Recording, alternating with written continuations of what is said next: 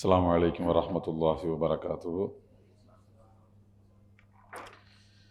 அல்ஹம்துலில்லாஹி ரப்பில் ஆலமீன் வஸ்ஸலாத்து வஸ்ஸலாமு அலா சய்யிதில் முர்சலீன் வ இமாமில் முத்தகீன் வ அலா ஆலிஹி வ ஸஹ்பிஹி அஜ்மஈன். ஃபஅஊது பில்லாஹி மினஷ் ஷைத்தானிர் ரஜீம்.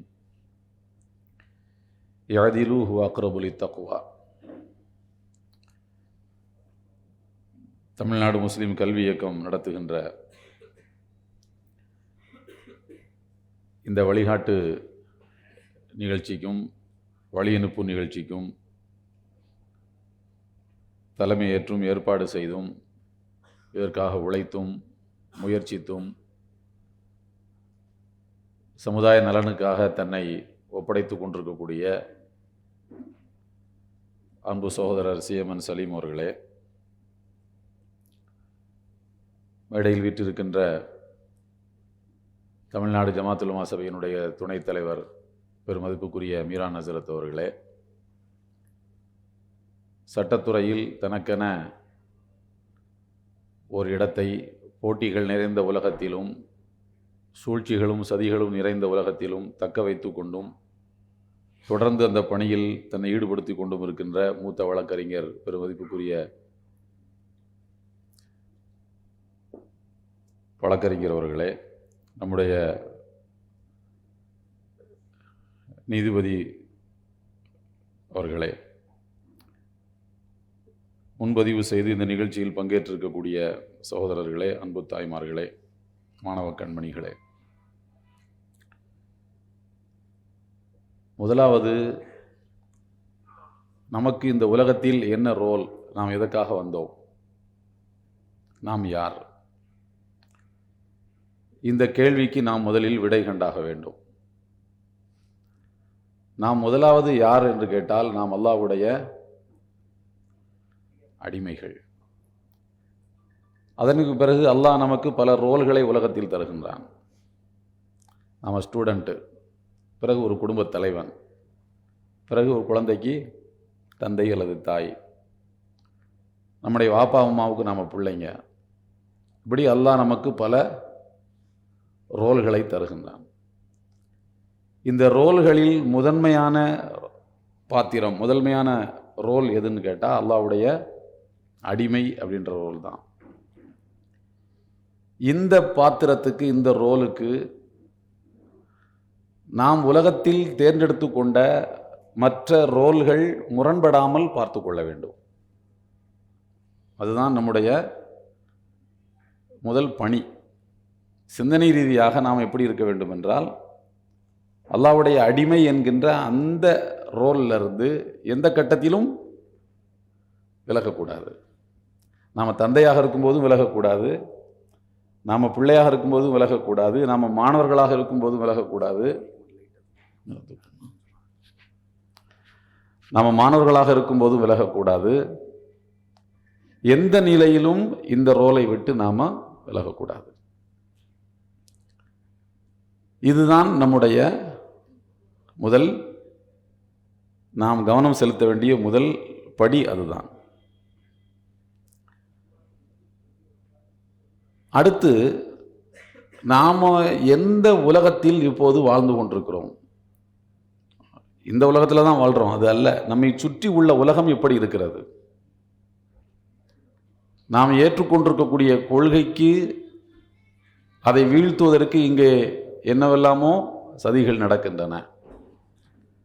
அது ஏதோ நம்முடைய கொள்கைக்கு எதிராக நடக்கக்கூடிய சதிகள், அதற்கு எதிராக நாம் போராட வேண்டும் என்ற நிலையில் அதை சுருக்கி பார்க்கக்கூடாது. என்னை பொறுத்த வரைக்கும் நான் அப்படித்தான் சொல்வேன்.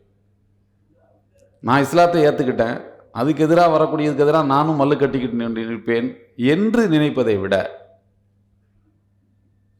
இஸ்லாம் கற்றுத்தந்திருக்கக்கூடிய நீதிக்கு எதிராக நடக்கக்கூடிய அநீதிகளுக்கு எதிராக நான் நிற்பேன் என்பதுதான் நம்முடைய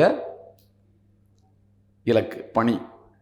நான் சொல்கிறேன் உங்களுக்கு, ரசூலுல்லாஹி ஸல்லல்லாஹு அலைஹி வஸல்லம் அவர்கள் மக்காவிலிருந்து ஏன் எத்தியோப்பாவுக்கு ஹிஜ்ரத்துக்கு போக சொன்னார்கள் சஹாபாக்களை? முதலாவது எங்கே போனார்கள்? எத்தியோப்பாவுக்கு, ஹபஷா. அப்புறம்தான் மதீனாவுக்கு போனார்கள். எதற்கு இந்த மக்காவிலிருந்து சஹாபாக்கள் கிளம்ப வேண்டும் என்று உத்தரவு போட்டார்கள்? மக்காவில் இருக்கக்கூடியவர்கள் இறை மறுப்பாளர்களாக இருக்கிறார்கள் என்பதற்காகவா? இல்லை. அது நம்ம தெளிவாக இருக்கணும்.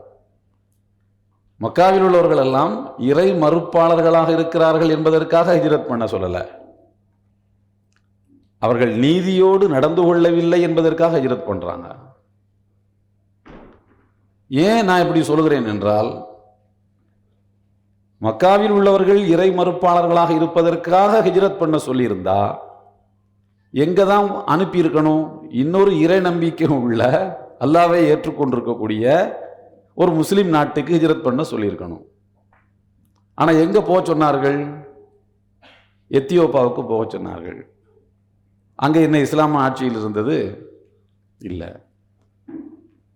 என்ன சொல்லி அனுப்பினார்கள்? எத்தியோப்பாவுக்கு நீங்க போங்க அப்படின்னு.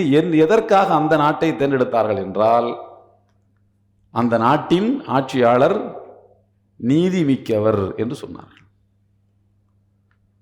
அப்போ அநீதி நடக்கக்கூடிய இடத்தில் இருந்து நீதியை நிலைநாட்டுவதற்கு நீங்கள் உழைக்க வேண்டும், பாடுபட வேண்டும்.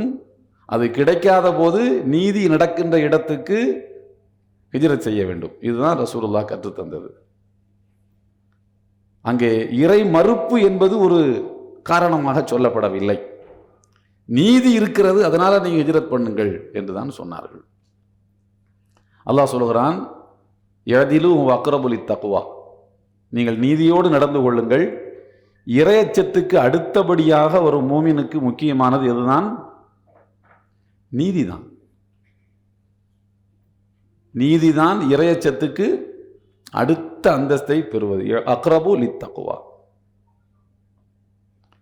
எனவே நீதிக்காக உழைக்கின்ற, நீதிக்காக பாடுபடுகின்ற, நீதி செலுத்துவதற்காக கற்கக்கூடிய ஒரு கல்விக்கு எப்போதும் அல்லாஹ்விடத்தில் ஒரு மரியாதை உண்டு, இல்லையா? எதற்காக நீங்கள் உழைக்கிறீர்கள், பாடுபடுகிறீர்கள்? எதற்காக படிக்கிறீர்கள்? நீதி செலுத்துவதற்காக. நீதி என்பது நீதிபதியின் ஆசனத்தில் இருந்து கொண்டு வழங்கப்படுவது மட்டுமல்ல, அது தீர்ப்பு. நீதிபதியின் ஆசனத்திலிருந்து வழங்கப்படுவது தீர்ப்பு.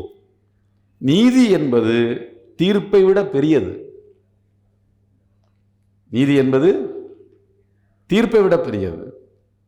எல்லா நிலைகளிலும் நீங்கள் நீதி செலுத்துங்கள். இன்றைக்கு நாம் வாழ்ந்து கொண்டிருக்கக்கூடிய சூழ்நிலை எப்படி இருக்கிறது என்றால், இஸ்லாமிய வெறுப்பு ஒரு காட்டேஜ் இண்டஸ்ட்ரியை போல வளர்க்கப்பட்டு கொண்டிருக்கிறது. ஒரு குடிசை தொழில் மாதிரி. இங்கே மதுரையில், சென்னையில் ஏதாவது ஒரு டொக்கு சந்தில் ஒரு 4 பேர் சேர்ந்து சந்து முன்னணின்னு ஒரு அமைப்பு ஆரம்பித்தால் அதுக்கு ஃபைனான்ஸ் பண்ணுறதுக்கு ஆள் இருக்கு.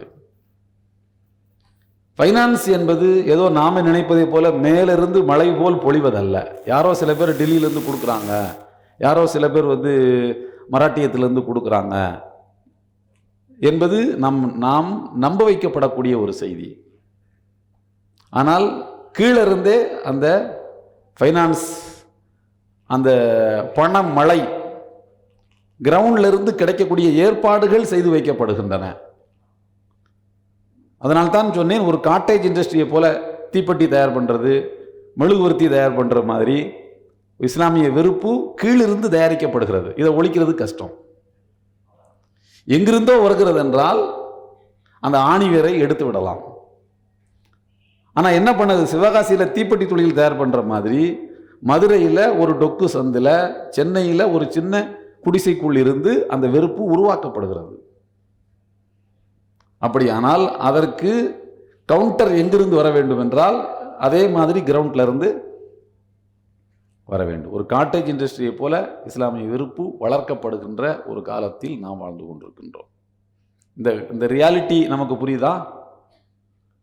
இந்த ரியாலிட்டியை நாம் புரிந்து கொண்டால்தான் சொல்யூஷனை நோக்கி போக முடியும், தீர்வை நோக்கி போக முடியும். தீர்வு என்பது எங்கே இருக்கிறது என்று கேட்டால், இஸ்லாத்தில் எல்லாத்துக்குமான தீர்வு இருக்கிறது. அது நாம் பின்பற்றக்கூடிய மார்க்கம் என்ற அடிப்படையில் நான் அதை சொல்லவில்லை. சர்வதேச அறிஞர்கள் ஒத்துக்கொண்டவற்றை தான் நான் உங்களுக்கு சொல்கின்றேன். சர்வதேச அறிஞர்கள் உங்களுக்கு வீர் மந்திர் கேள்விப்பட்டிருக்கிறீர்களா? இஸ்லாமிக் ஜூரிஸ்ப்ரூடன்ஸ் குறித்து ஆழமான அறிவு பெற்றவர், இன்டர்நேஷனல் கோர்ட் ஆஃப் ஜஸ்டிஸினுடைய துணைத் தலைவராக இருந்தவர். அவர் சொல்லுகின்றார், ஃபாதர் ஆஃப் இன்டர்நேஷனல் லா, சர்வதேச சட்டத்துறையின் தந்தை யார்? சர்வதேச சட்டம் அது யாருடைய மூளையில் உதித்தது, யார் அதற்கு ஒரு வடிவம் கொடுத்தது என்று கேட்டால் இமாம் முஹம்மது ரஹமத்துல்லாஹி அலைஹி. அந்த இமாம் முஹம்மது ரஹமத்துல்லாஹி அலைஹி யார் என்றால் இமாம் அபூ ஹனீஃபாவுடைய மாணவர்.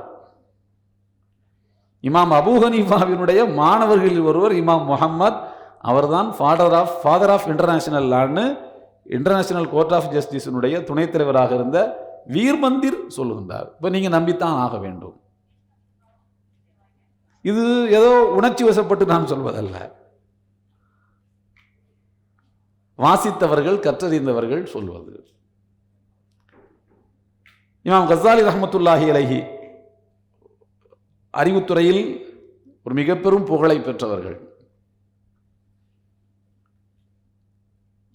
அவர்களுடைய காலத்தில் அவர்களுடைய கல்விக்கூடத்தில் கற்பதற்கு மாணவர்கள் போட்டி போட்டுக் கொண்டு வருவார்கள். ஏன்? மற்றவர்களின் கல்வி நிலையங்களை விட இமாம் கஸாலியினுடைய கல்வி நிலையத்துக்கு வருவதில் ஒரு பெரிய போட்டி இருக்கும். ஏனென்றால் அவர்கள்தான் தர்க்கக்கலையை சட்டக்கலையோடு குழைத்து தந்தவர்கள். தஷ்ரீ என்று சொல்லக்கூடிய சட்ட வாக்கக்கலை, சட்டக்கலை வேறு, சட்ட வாக்கக்கலை வேறு.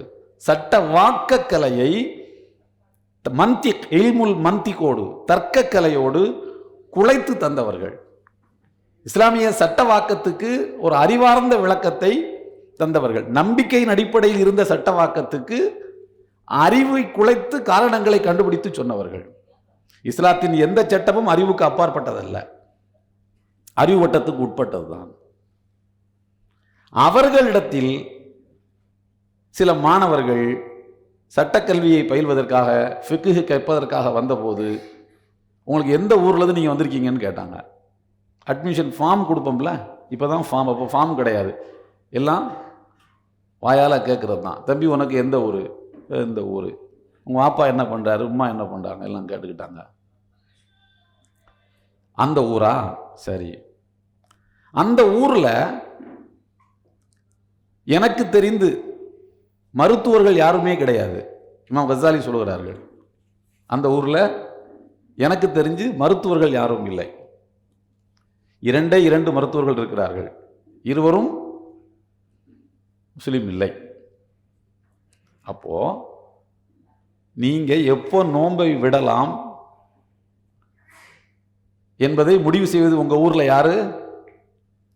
உங்க சுகர் எத்தனை நம்பர்ல இருக்குது, அதனால இந்த வருஷம் நீங்க நோன்பு வைக்க கூடாதுன்னு முடிவெடுக்கிறது யாரு உங்க ஊர்ல? ஒரு முஸ்லீம் டாக்டர் இல்லை. அவருக்கு நோன்புனா என்னன்னே தெரியாத ஒருத்தர் முடிவெடுக்கிறாரு.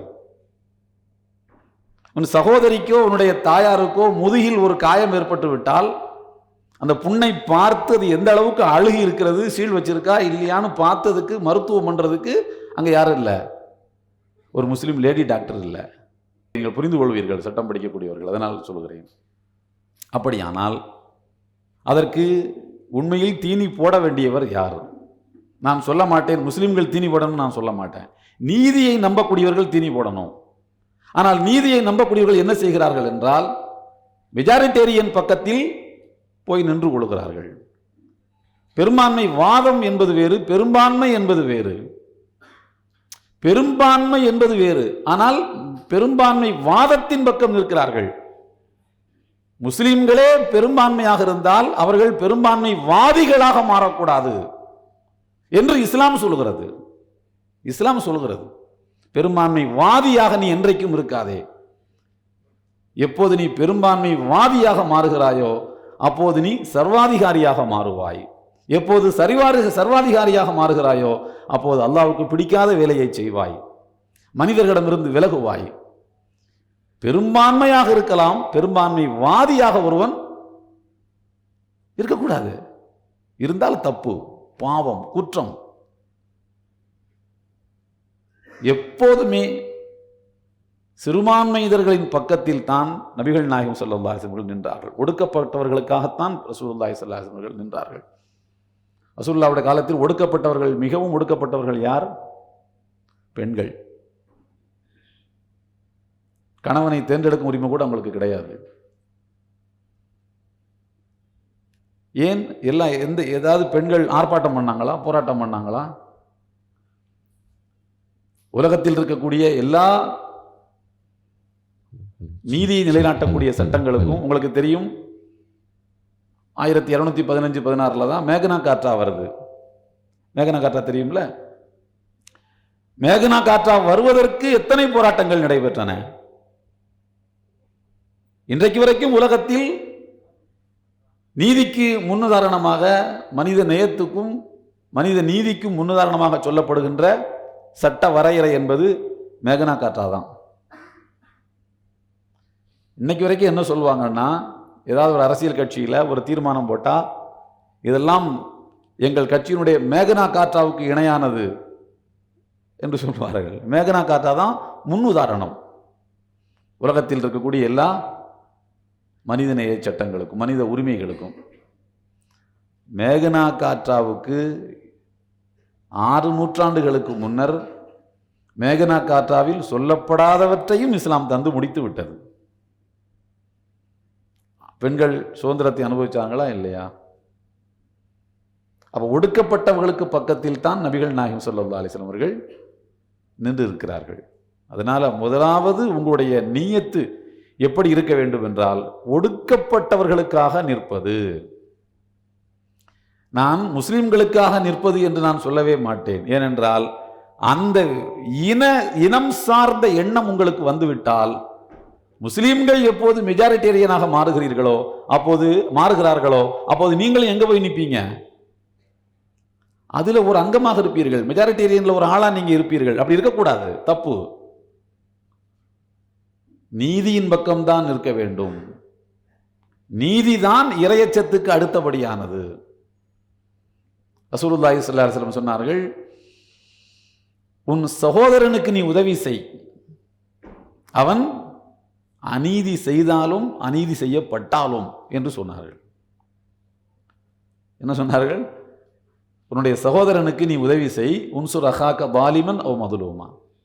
அவன் அநீதி செய்தாலும் அநீதி செய்யப்பட்டாலும் உன் சகோதரனுக்கே உதவி. சகோதரன் என்றால் கொள்கை சகோதரன். இது ரசூலுல்லாஹ்வுடைய சொந்த வார்த்தை அல்ல. இது அரபு நாட்டு பழமொழி. அரபு நாட்டு பழமொழி. அதை ரசூலுல்லாஹ் சொல்றாங்க. இது ரசூலுல்லாஹ் வாழ்ந்த மொத்த வாழ்க்கைக்கும் எதிரான ஒரு பழமொழி. ரசூலுல்லாஹ் போதித்த கொள்கைகளுக்கு எதிரான பழமொழி. அவர்கள் வாழ்ந்த வாழ்க்கைக்கு எதிரான பழமொழி. அதை அவர்களே சொல்கிறார்கள். உன் சகோதரன் அநீதி இழைத்தாலும் அநீதி இழைக்கப்பட்டாலும் உன் சகோதரனுக்கே நீ உதவி செய் என்று சொன்னார்கள். அப்போ சஹாபாக்கள் கேட்கிறார்கள், அல்லாஹ்வுடைய திருத்தூதரே, அவன் அநீதி இழைக்கப்பட்டால் அவனுக்கு நான் உதவி செய்வேன், ஃபகைஃப அன்சுருஹு வாலிமன், அவன் அநீதி செய்யும் போது அவனுக்கு எப்படி நான் உதவி செய்வேன் என்று கேட்டார்கள். இப்படி கேட்க வைத்தது எது? அவருடைய வாழ்க்கை, ரசூலுல்லாஹ்வுடைய வாழ்க்கை. அதுக்கு பெருமானார் ஒரு புதுமையான விளக்கத்தை சொன்னார்கள். அப்போதைக்கு அது புதுமையானது. அநீதி இழைத்த உன் சகோதரனை அநீதி இழைக்காமல் நீ தடுப்பது அவனுக்கு செய்யும் உதவி என்றார்கள். ஒரு பாய் அநீதி செய்கிறார்னா அவரை போய் தடுப்பது அவருக்கு எது என்ன உதவி? மறுமையில் அவர் சொர்க்கத்துக்கு போகிறதுக்கு நீ உதவி செய். அநீதி செஞ்சோம்னா சொர்க்கத்துக்கு போக முடியாது. அப்போ அந்த பழமொழியை, ஜாஹிலியாவினுடைய பழமொழியை சொல்லி அதற்கு ஒரு இஸ்லாமிய விளக்கத்தை நபிகள் நாயகம் ஸல்லல்லாஹு அலைஹி வஸல்லம் தருகின்றார்கள்.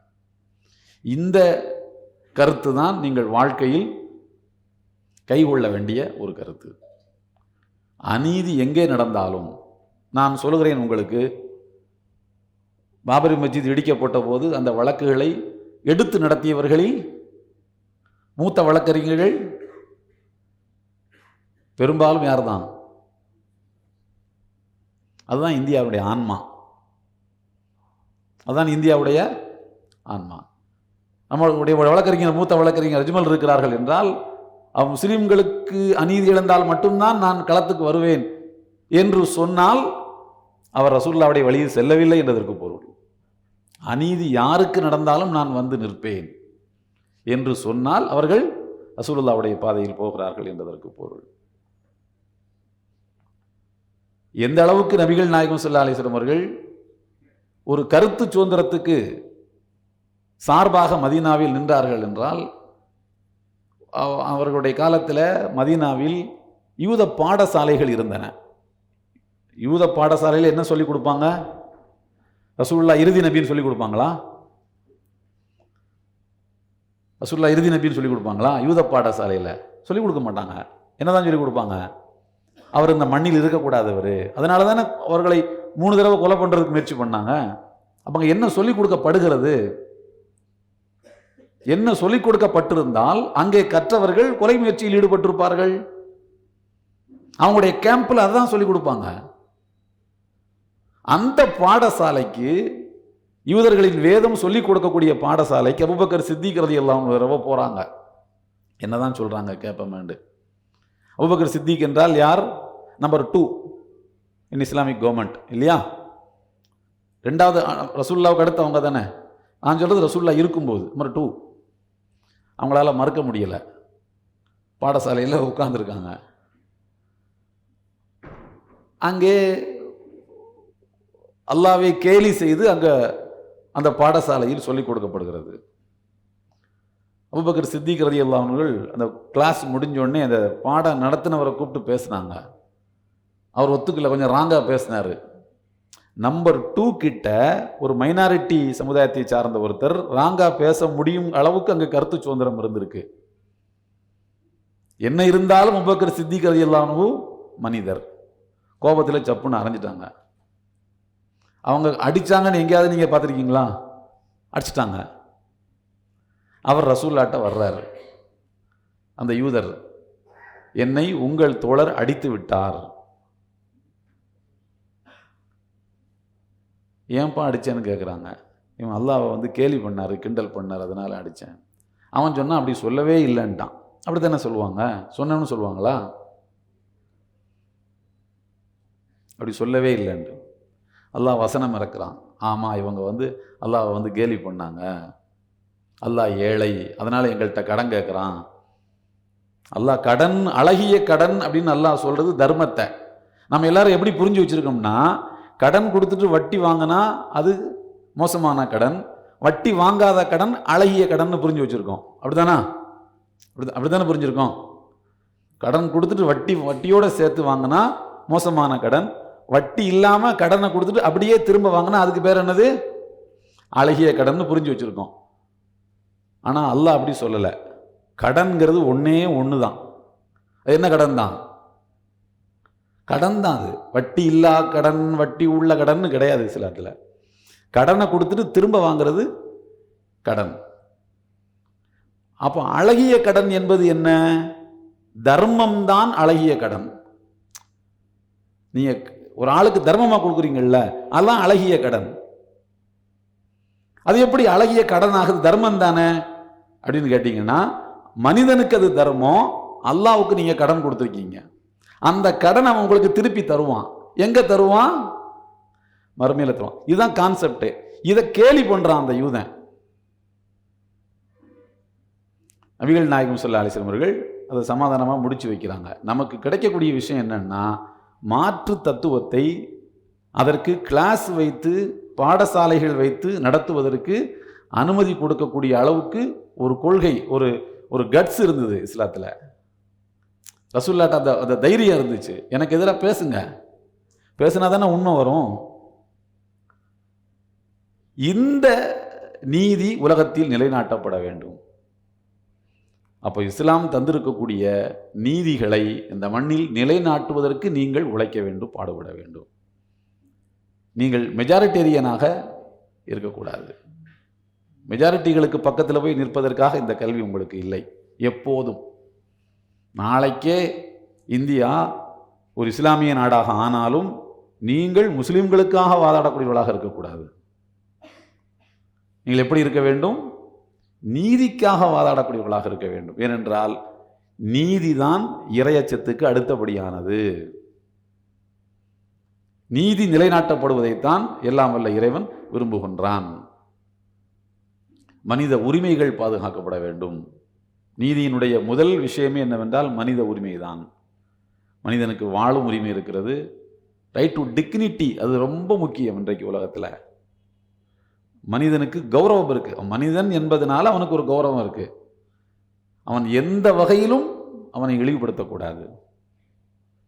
நீ தொப்பி போட்டிருக்க அதனால நீ மட்டமானவன், நீ லுங்கி, சில ஹோட்டல்களில் லுங்கி கட்டினா உள்ள விட மாட்டான் தெரியுமா? சில ஹோட்டல்களில் லுங்கி கட்டினா உள்ள விட மாட்டான்.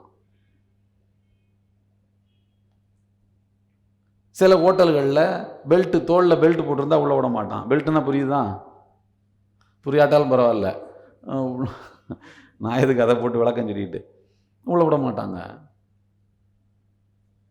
அப்படியும் இருக்கக்கூடாது, இப்படியும் இருக்கக்கூடாது. சில இடங்களில் கருப்பு தோல் இருந்தால் உள்ள விட மாட்டாங்க. எல்லாருக்கும் நீதி வழங்கப்பட வேண்டும்.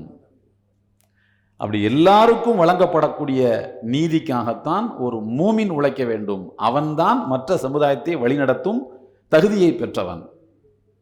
இல்லை என்றால் மற்ற சமுதாயத்தை வழிநடத்தக்கூடிய தகுதியை நாம் என்ன செய்ய முடியாது, பெற முடியாது. அப்போ ஒடுக்கப்பட்ட மக்களுக்கு பக்கத்தில் நிற்க வேண்டும். சீமன் சலீம் அவர்கள் தன்னுடைய இதில் சொன்னார், உரையில், ஒடுக்கப்பட்ட மக்கள் இந்த கல்வியை கற்பதற்கு அதிகமாக வந்தார்கள், வந்து கொண்டிருக்கிறார்கள். அதனால் அந்த ஒடுக்குமுறையிலிருந்து மெல்ல மீண்டு வருகிறார்கள். முழுமையாக வந்து விட்டார்கள் நான் சொல்ல மாட்டேன். ஆனால் அவர்களுக்கு இந்த செட்டப்பில், இந்தியாவில் இருக்கக்கூடிய இந்த செட்டப்பில், நான் அவர்களுடைய மாநாட்டிலேயே, மாநாடல்ல, ஒரு இது மாதிரி அரங்க கூட்டத்திலேயே நான் சொல்லியிருக்கின்றேன், தலித் பெருங்குடி மக்களுக்கு இந்த செட்டப்பில், இந்தியாவில் இருக்கக்கூடிய இந்த பொலிட்டிக்கல் செட்டப்பில் ஒரு பாதுகாப்பு இருக்கு. அந்த பாதுகாப்பு கூட எங்களுக்கு இல்லை. நான் சொன்னேன், கொஞ்சம் ஆச்சரியம், எங்களுக்கு என்னங்க பாதுகாப்பு இருக்கு என்று கேட்டார்கள். இந்து என்கிற சொல்லே உங்களை பாதுகாக்கும். என்ன இருந்தாலும் நீ யார் தான், என்ன இருந்தாலும் அவன் போட்ட வட்டத்துக்குள்ள நீ வந்துடுவ, நாங்கள் வர முடியாது. நீ உன்னை நாத்திகன் என்று சொல்லிக் கொள்ளலாம், ஆனால் அவன் உனக்கு வைத்திருக்கக்கூடிய பெயர் என்ன பெயர்? இந்து. நீ வந்துடுவ, அந்த வட்டத்துக்குள்ள நீ வந்துடுவ. அந்த வட்டத்தை அவன் போட்டான்னா நாங்கள் மட்டும் வெளியில் நிற்போம். அந்த பாதுகாப்பு கூட எங்களுக்கு இல்லை. அப்படியானால் ஒடுக்கப்பட்டவர்களிலும் ஒடுக்கப்பட்டவர்கள். அப்ப இந்த சமுதாயம் எந்த கல்வியை கையில் எடுக்க வேண்டும், அல்லது கல்வியை நான் ஒரு ஆயுதம் என்றதற்கு பேசுவதாக இருந்தால் எந்த ஆயுதத்தை நாம் எடுக்க வேண்டும்? கருத்து போரில் கத்தி எதற்கு என்று கேட்பார்கள். உதிரம் சிந்தாத புரட்சி தான் உலகத்தில் நிலையானதாக இருக்க முடியும், இல்லையா? உதிரம் சிந்துகிற புரட்சிகள் இடைக்கால புரட்சிகளாகத்தான் இருக்க முடியும். உதிரம் சிந்தாத புரட்சி. அப்போ மனிதனுடைய கௌரவத்துக்கு குர்ஆன் ஒரு பெரிய முக்கியத்துவத்தை தருகிறது. நான் அந்த வீர் மந்திர் எழுதியிருக்கக்கூடிய புத்தகத்தில் தான் சொல்றாரு, சர்வதேச இஸ்லாமிய சட்டவியல் நூலில் 299 இடங்கள்ல, அதாவது 300க்கு 1 குறைவாக 299 இடங்கள்ல திருக்குர்ஆனில் மனிதனுடைய கண்ணியம் சொல்லப்பட்டிருக்கிறது. பெண்ணுடைய கண்ணியம், ஏழைகளின் கண்ணியம், இப்படி பல ஆங்கிளில், பலவிதமான பார்வைகளில் மனிதனுடைய கண்ணியம் சொல்லப்பட்டிருக்கிறது. ஒரு மனிதனுடைய கண்ணியத்தை இன்னொரு கேலி பேசக்கூடாது, பட்டப்பேர் வைக்கக்கூடாது, அவனை இழிவாக பார்க்கக்கூடாது, தேவையில்லாமல் அவனை சந்தேகப்படக்கூடாது. நானி பல்கிவாலான்னு ஒரு இவர் இருந்தார், ஒரு அட்வொகேட் இருந்தார், மிகப்பெரிய புகழ்மிக்க சட்ட மேதை. அவர் ராஜ்யசபா எம்பி அவர்லாம் அவர் இருந்தார். ராஜ்யசபாவில் அவர் பேசும்போது, இந்திரா காந்தி பீரியடில் பேசும்போது அவர் சொன்னார், இந்த நாகரீக உலகத்திலும் யார் வீட்டுக்குள் வேண்டுமானாலும்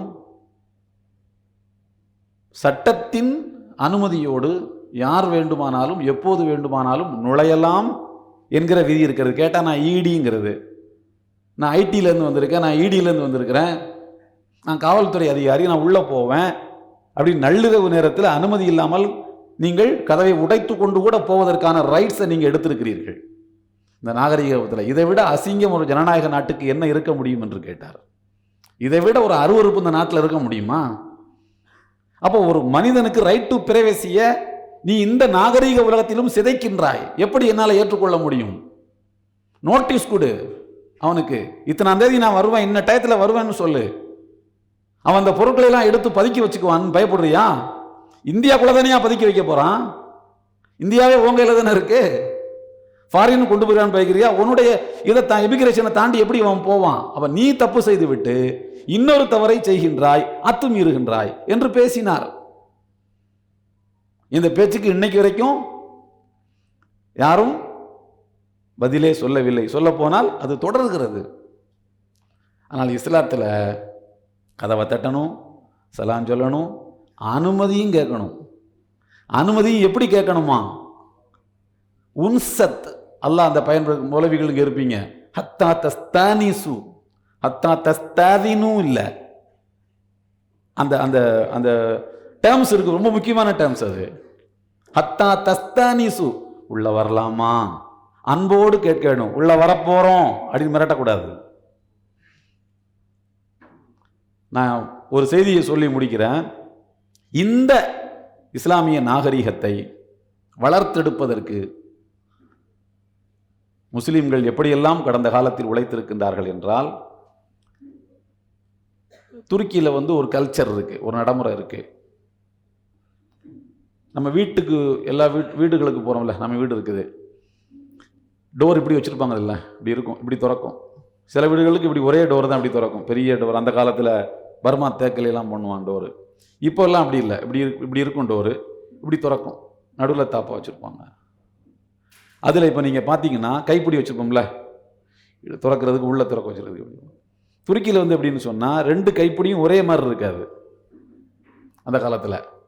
இப்போ நமக்கு இந்த கைப்பிடி என்ன மாடலில் இருக்குதோ, என்ன விலையோ, அதில் என்ன பூ போட்டிருக்கிறானோ அதே பூ தான் இந்த கைப்பிடியிலையும் இருக்கணும் அப்படின்னு சொல்லிட்டு அவன் மெட்ராஸில் போய் ஆர்டர் கொடுத்து வாங்கிட்டு வருவான்.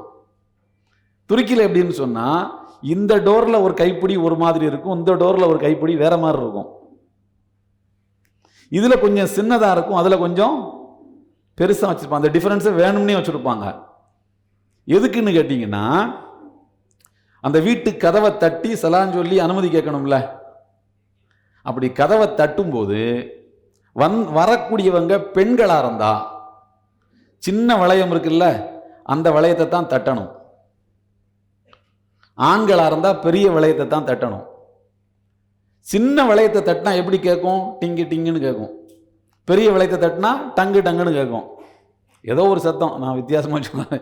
அது இப்படி கதவை தட்டுறதை வச்சு வீட்டுக்குள்ளே இருக்கிறவங்க முடிவெடுக்கணும் யார் போய் கதவை திறக்கிறதுண்டு. சின்னதாக சத்தம் கேட்டுச்சுன்னா பெண்கள் திறக்கணும். டங்கு டங்குன்னு கேட்டால் ஆம்பளை திறக்கணும். ஏன்? அப்படி துறக்கிற நேரத்தில் கூட விழுகின்ற பார்வை தவிர்க்கப்பட வேண்டும். சரியா? துறக்கிற நேரத்தில் கூட விழுகின்ற அனாவசியமான பார்வை தடுக்கப்பட வேண்டும். டங்கு டங்குன்னு கேட்டா நீ பாய் போய் துற. இது எதுக்கு இந்த நடைமுறை வருது? எதுக்கு இந்த கல்ச்சர், எதுக்கு இந்த நாகரீகம் வருது? கதவை தட்டி சலான் சொல்லி அனுமதி கேட்டு போக வேண்டும் என்கிற அந்த சுன்னத்தை டெவலப் பண்றாங்க. ஒரு சுன்னா டெவலப் ஆகுது. நாம உடனே என்ன செய்யறோம்னா 2 வளையம் வைக்கிறது பிதஅத்தா ஃபர்லா முஸ்தகப்பான்னு அதுக்கு ஒரு பெரிய சண்டை போட்டு ஒரு 3-4 மணி நேரம் வீடியோ. இந்த வளையம் என்பது 3 வகைப்படும். அந்த வளையத்தில் மெட்ராஸில் வாங்கினா அதுக்கு ஒரு சட்டம், மதுரையில் வாங்கினா ஒரு சட்டம். மெட்ராஸுக்கு இங்கிறது நீ டிக்கெட் போட்டு ட்ரெயினில் போயிருப்பீல, அது இஸ்ராஃப் வீண் விரையும், அதுக்கு நீ நரகத்துக்கு போயிடுவ. இப்படி எல்லாம் நம்ம விளக்கம் சொல்லிட்டு உட்கார்ந்துருப்போம். ஆனால் ஒரு சுன்னத்தை பாதுகாக்கிறதுக்கு தான் இந்த கல்ச்சர் வருது இல்லையா? அப்போ இந்த அளவுக்கு ரைட் டு பிரைவசியை பாதுகாத்த ஒரு மார்க்கம், புரியுதா நான் சொல்றதுமா? இந்த அளவுக்கு ரைட் டு பிரைவசியை ஒரு மார்க்கம் பாதுகாத்திருக்குன்னா அந்த மார்க்கம் எவ்வளவு நீதியா சிந்திச்சிருக்கு. ஒரு பெண்ணை நீ எப்படி வேணாலும் பார்த்துடலாம் இல்லை, அவன் நினைச்சா தான் நீ பார்க்கவே முடியும். வீட்டு கதவை யார் திறக்கிறதுங்கிறத அவங்க முடிவெடுப்பாங்க. அதுக்கு நீ உன் குரலை சொல்லாமலேயே உணர்த்தணும். அஸ்ஸலாமு அலைக்கும் நீ சத்தம் போட்டின்னா இந்த சத்தம் உள்ள கேட்கவும் செய்யலாம், கேட்காமலும் போகலாம்.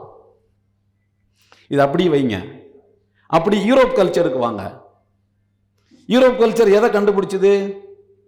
Calling bell. இந்த காலிங் பெல்ல அடிக்கிறது ஆம்பளை பொம்பளைன்னு தெரியுமா? அவனை பொறுத்த வரைக்கும் தெரிஞ்சா என்ன, தெரியாம போனா என்ன, ஆணும் பெண்ணும் சமம். இப்போ இதை எப்படி ப்ரொஜெக்ட் பண்றான்னா, ஆணும் பெண்ணும் சமம்னு சொல்லக்கூடிய தத்துவம் தான் உலகத்துக்கு தேவை, அதுதான் பெண்களுக்கு விடுதலையை தருதுன்னு சொல்றான்.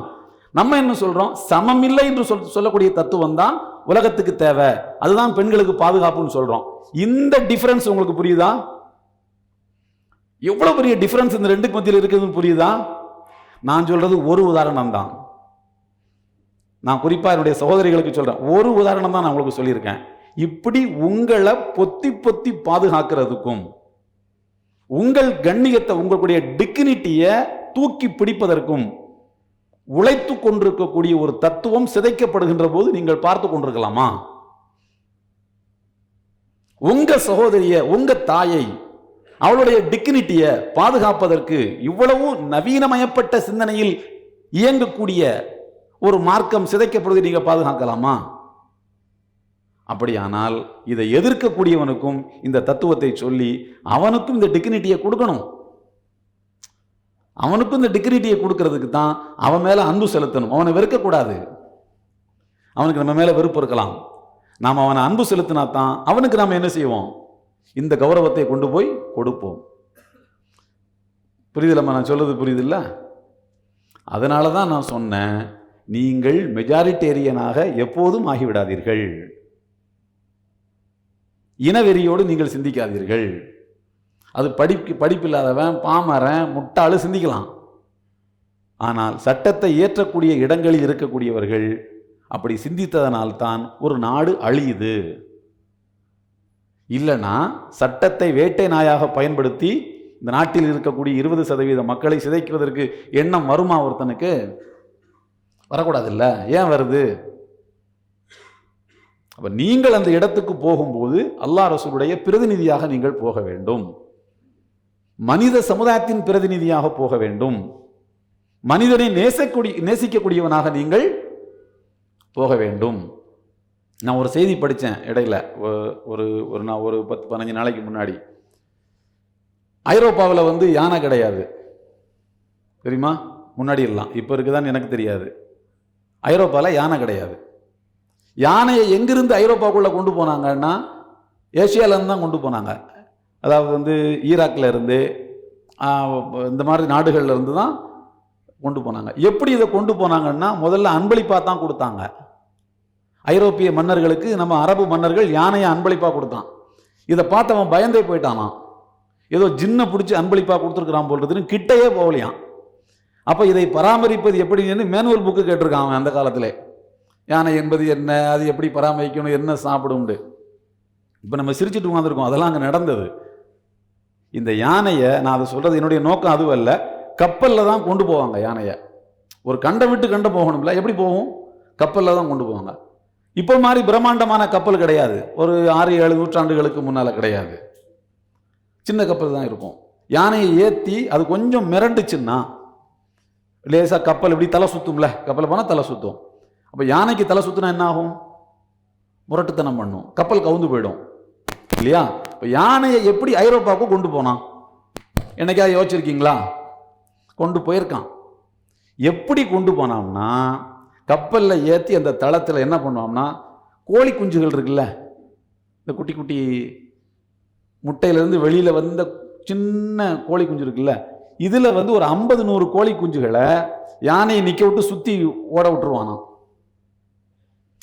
உதாரணத்துக்கு ஒரு 20-30 தளம் அல்லது 30-30 ஒரு தளத்தில் யானையை ஏற்றி ஒரு 50 கோழி குஞ்சுகளை விட்டுருவான். உள்ள விட்டா அது கிச்சு கிச்சு கிச்சு கிச்சு கிச்சுன்னு சத்தம் போட்டுக்கிட்டே இருக்கும்.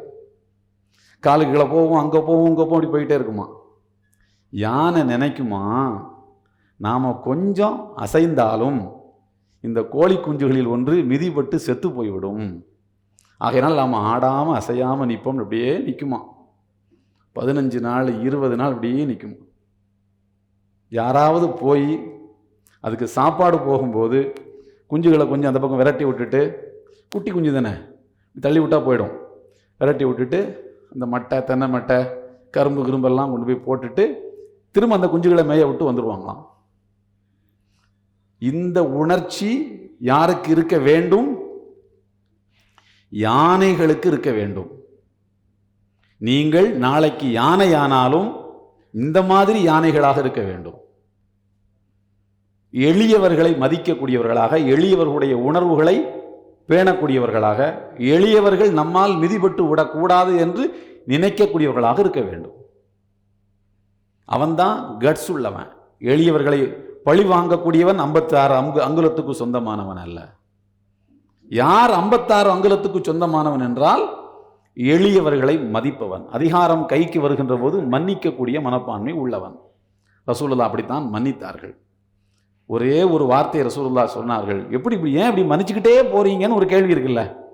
இந்த அவன் மன்னிக்கிறது, ஹம்சா ரலியல்லாஹு கொண்டவனை மன்னிக்கிறது, தன்னுடைய மகளை தாக்கினவனை மன்னிக்கிறது, இப்படி மன்னிச்சுக்கிட்டே போனால் அதுக்கு என்ன அர்த்தம், அதுக்கு பின்னால் என்ன இருக்குன்னு ஒரு கேள்வி இருக்குல்ல. அந்த கேள்விக்கு பெருமானார் பதில் சொல்கின்றார்கள். ஹியாருக்கும் ஃபில் ஜாஹிலியத்தி ஹியாருக்கும் ஃபில் இஸ்லாம் இதா ஃபகுஹு. ஒருவனுக்கு சட்ட ஞானம் இருந்தால் அவன் அஞ்ஞான காலத்தில் மதிக்கப்பட்டதை போல் இப்போதும் மதிக்கப்படுவான். முடிஞ்சு கதை. மக்களிடத்தில் நடந்து கொள்வது எப்படி என்கிற அறிவு அவனுக்கு இருந்தால் ஒரு தத்துவத்தை அவன் மாற்றிக்கொண்ட பிறகு அவனை அழிக்க வேண்டும் என்று நினைக்கக்கூடாது, அவனுடைய அறிவை பயன்படுத்த வேண்டும் என்று நினைக்க வேண்டும் என்று பெருமானார் சொல்லிக் கொடுத்தார்கள். ஆகையினால் அந்த உணர்வோடு நம்முடைய வாழ்க்கை பாதையை நாம் அமைத்துக் கொள்ள வேண்டும் என்று கூறி, சிறப்பான இந்த வாய்ப்பை தந்த சகோதரர்களுக்கு என்னுடைய நன்றியினை தெரிவித்துக் கொண்டு, நீங்கள் வாழ்வில் எல்லா நிலைகளிலும் உயரத்தை தொட வேண்டும். நம்முடைய நாட்டை நாம் தான் பாதுகாக்க வேண்டும். இன்றைக்கு வந்திருக்கக்கூடியவர்கள் எல்லாம் கொள்ளையடித்து முடித்து சலித்து போய், நான் அடிக்கடி சொல்லக்கூடியது தான், ஒரு 5000-8000 பேர் கூடியிருக்கக்கூடிய பெரிய மாநாட்டிலேயே நான் சொன்னேன், இன்றைக்கு இருக்கக்கூடியவர்கள் எல்லாம் நாட்டை அரித்து கொள்ளையடித்து விட்டு எங்கேயாவது சைப்ரஸ் தீவில் அங்கங்கே இடத்த வாங்கிட்டு ஒரு காலகட்டத்தில் ஓடி போயிடுவான். கண்டிப்பாக அது நடக்கும். இப்போது கூட சொல்கின்றார்கள், ஹோம் மினிஸ்டருக்கும் ஹெச்எம்முக்கும் பிஎம்முக்கும் உள்ள பாஸ்போர்ட்டை முடக்கி வச்சா நல்லது, தப்பிச்சு போயிடக்கூடாது அப்படின்ட்டு.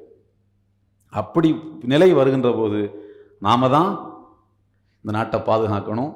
இது நம்முடைய முன்னோர்கள் நமக்கு தந்த சொத்து. அந்த சொத்துக்களை நாம் என்ன செய்யக்கூடாது, இன்ஷா அல்லாஹ் இழந்து விடக்கூடாது. பாதுகாக்கலாமா? அல்ல வரலி சத்தம் சவுண்டு வரலையா? இந்த அதே மாதிரி சர்வதேச சட்டம் பயில்வதற்கு இங்கிருந்து நம்முடைய முஸ்லீம் கல்வி இயக்கத்தினுடைய ஏற்பாட்டில் ஒரு மாணவர் செல்லவிருக்கின்றார். அவரும் மார்க்கம் கற்ற ஒரு ஆலிம். எத்தனை பேர்? ஒரு ஆள் போகிறாரா? இந்த வருஷம் ஒருத்தர் போகிறாங்க, அடுத்த வருஷம் ஒருத்தர் போகிறாங்க. நான் உங்களுக்கு முதல்ல சொன்ன மாதிரி தான், எந்த இடத்திலும் நீங்கள் நீதி பெறக்கூடாது. எளியவர்களுக்காக உழைக்கின்ற மக்களாக இருக்க வேண்டும். அதுதான் அல்லாஹ்வும் ரசூலும் நமக்கு கற்றுத்தந்தது. வாஹிரு தாவானா அல்ஹம்துலில்லாஹி ரப்பில் ஆலமீன்.